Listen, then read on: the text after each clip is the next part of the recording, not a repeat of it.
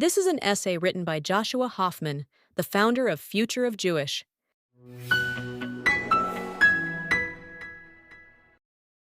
As my friend and longtime Israeli security official Avi Melamed likes to say, most people believe that to understand the Middle East, you need to understand the Israeli-Palestinian conflict. But in reality, it's the other way around. To understand the Israeli-Palestinian conflict, you must first understand the Middle East. A brief history of Iran and Israel. Historically, Iran, known as Persia until 1935, had little direct conflict with the Jewish people or the land that would become the modern state of Israel.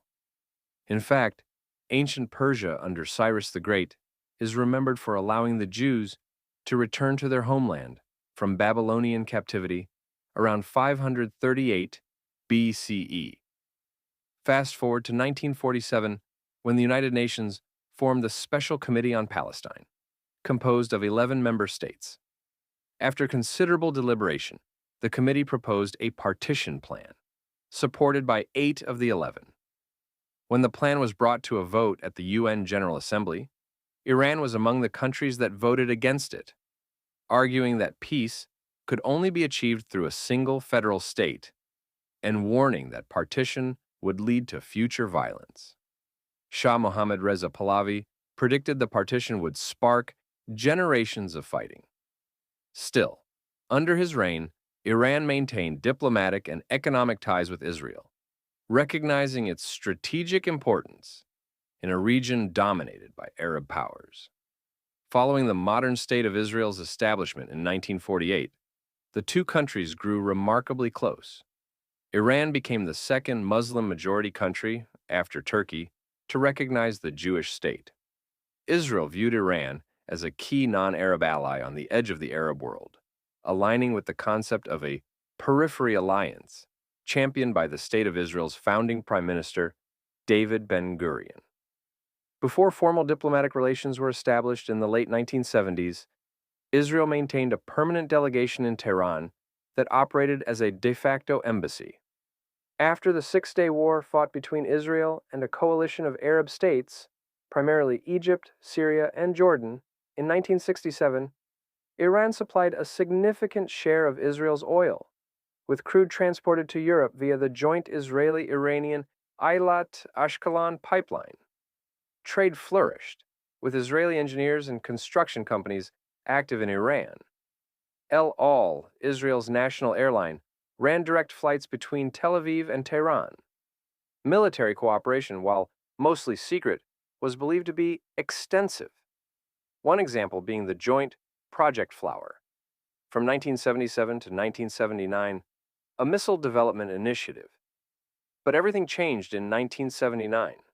The Islamic Revolution ousted the Shah, replacing him with Ayatollah Ruhollah Khomeini's theocratic regime, which adopted an openly hostile stance toward Israel, one that has endured ever since. Iran's hostility toward Israel is rooted in the very ideology of the Islamic Republic. Khomeini and his successors have consistently framed Israel as an illegitimate, usurping entity occupying Muslim lands, particularly Jerusalem, whose religious significance in Islam has often been exaggerated for political ends, despite the Temple Mount being just another mosque in relative Islamic hierarchy. Khomeini's doctrine emphasized resistance to so-called global arrogance, primarily embodied by the US and Israel. The regime cast Israel as a Western imperialist outpost, undermining Muslim sovereignty. This narrative became central to the revolutionary ethos, with the liberation of Jerusalem and the support of the Palestinian cause, portrayed as religious and ideological imperatives. One must ask whether, like many political leaders throughout history, Khomeini fabricated an external enemy to unify a fractured society and legitimize his regime's radical mission, an increasingly unpopular mission among ordinary Iranians. Sectarian dynamics play a role too. While Israel is primarily concerned with its Arab Sunni neighbors, Iran, a Shiite majority state, uses its anti-Israel stance to win legitimacy across the Sunni Muslim world, presenting itself as a unifying force against a common foe.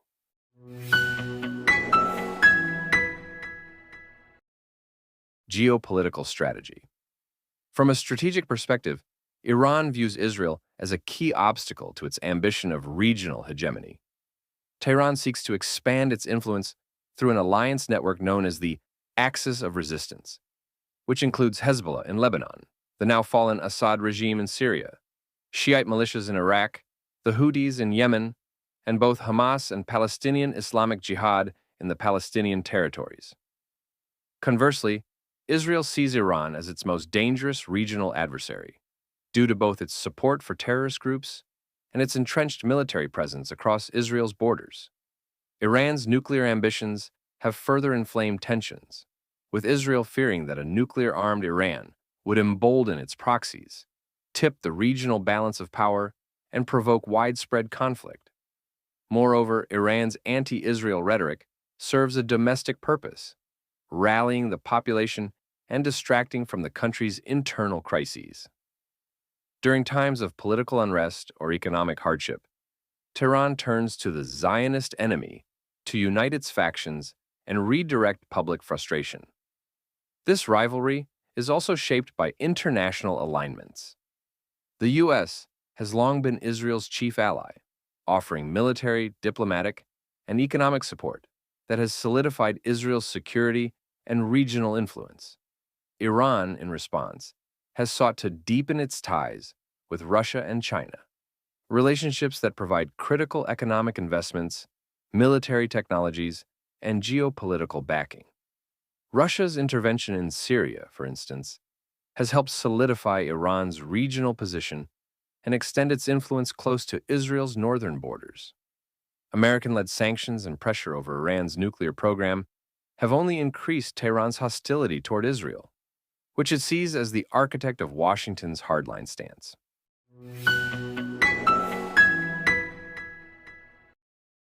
Energy politics and financial motives. Iran's motivations aren't just ideological, they're financial. Alongside Qatar, Iran owns the South Pars North Dome natural gas field, the largest in the world. Discovered in 1990 by Iran's state-run National Iranian Oil Company, the second largest oil company in the world after Saudi Aramco, the South Pars field is a strategic prize. More than a decade ago, Qatar sought to build a pipeline to Europe via Syria, but Syria's then president, Bashar al-Assad, declined, possibly under pressure from Russia, prompting Qatar to fund anti-Assad rebels, helping spark the Syrian civil war. In response, Iran proposed its own $10 billion pipeline to Europe through Iraq and Syria, with Assad's approval in 2012 and likely Russian support.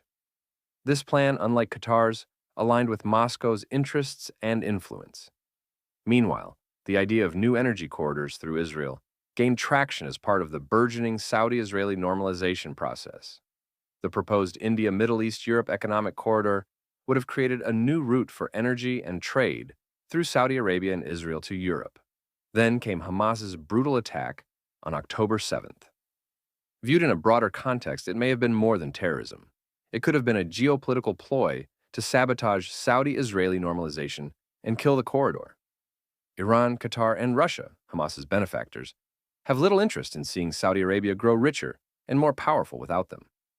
This is partly why Iran supports Hamas and Palestinian Islamic Jihad, not only because they share ideological goals, but because their chaos serves Tehran's economic and strategic objectives, hampering Israel from advancing the interests of its regional rivals.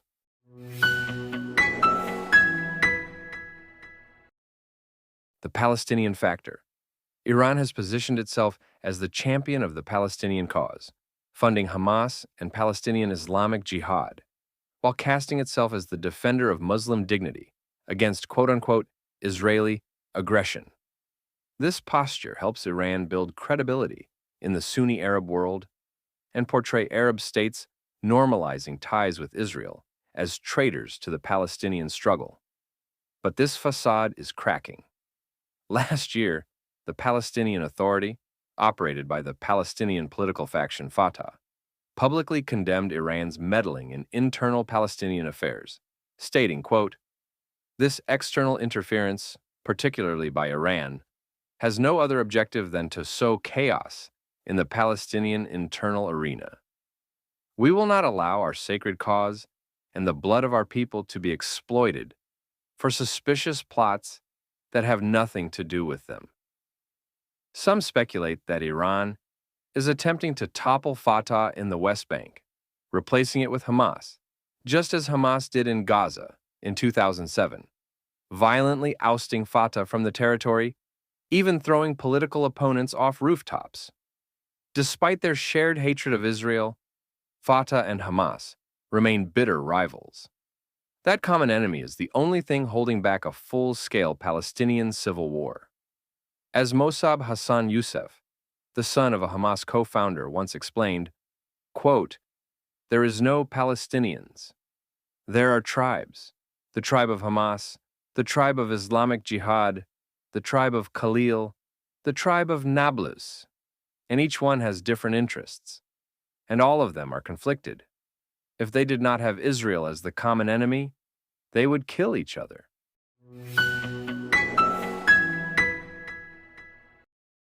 The broader Cold War, Iran versus Saudi Arabia. Just as Hamas and Fatah are held together by a shared enemy, so too are Israel and Saudi Arabia, both threatened by the Islamic Republic of Iran.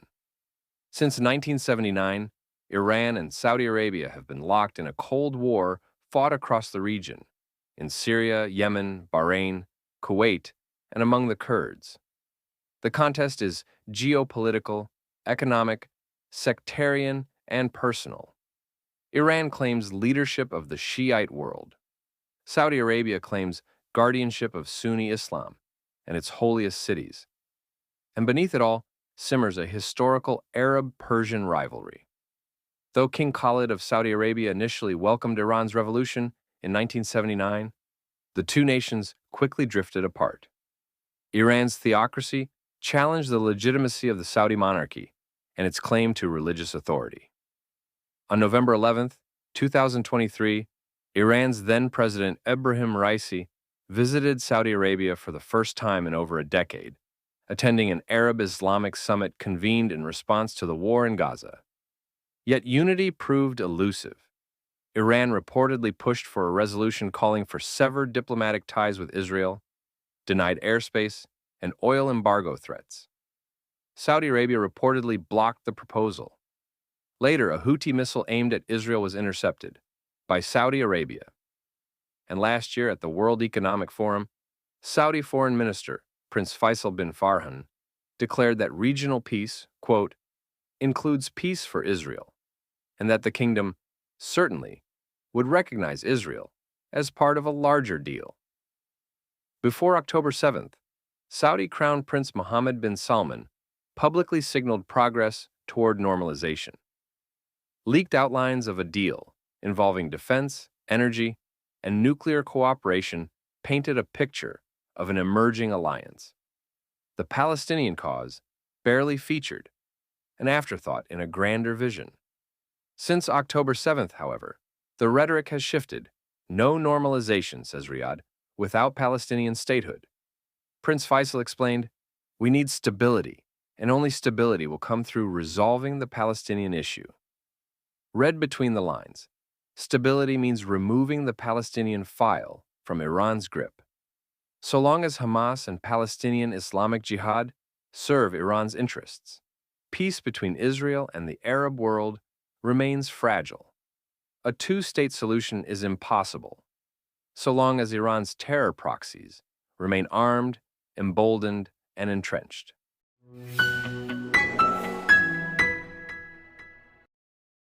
Tightening of the noose. Look at a map of Iran's regional presence: Lebanon, Syria, Iraq, Yemen, Gaza, and even the West Bank. Israel and Saudi Arabia are surrounded. Prior to October 7th, this presence was a noose, and Iran held the rope.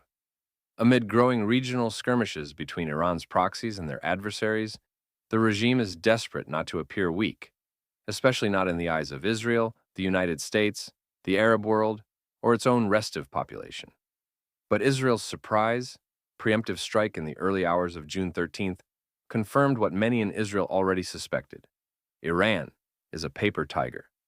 Despite all its bluster, Tehran was caught off guard. Its layered defenses didn't hold. Its proxies were mute. and its vaunted deterrence, decades in the making, evaporated in minutes. Since then, the Iranian regime has found itself increasingly boxed in. The myth of its regional invincibility has been shattered. Its allies, especially Hezbollah and the Houthis, are on high alert but showing signs of hesitation. Hamas, already severely weakened, has become more of a liability than an asset. Then came another blow. The U.S. Army targeted Iran's most sensitive nuclear facilities over the weekend. That shift in posture has left Tehran with few good options. Serious military retaliation, not the minuscule, ineffective kind we saw on Monday, risks further exposing its vulnerabilities. Doing nothing threatens to collapse the illusion of strength it uses to maintain control at home and inspire fear abroad. Worse still, Iran is losing its ability to manipulate the narrative. While it continues to boast of missile strikes and resistance victories, the truth on the ground tells a different story. Israel and its allies, both explicit and implicit, are winning by a long shot. The events of the last 10 days speak louder than Tehran's decades-long threats. For all its slogans, its missiles, its nuclear ambitions, its theatrics, the Islamic Republic now faces a truth it can no longer outrun. The mask has slipped, the myth is broken, and the noose is no longer around Israel's neck. It's around Iran's.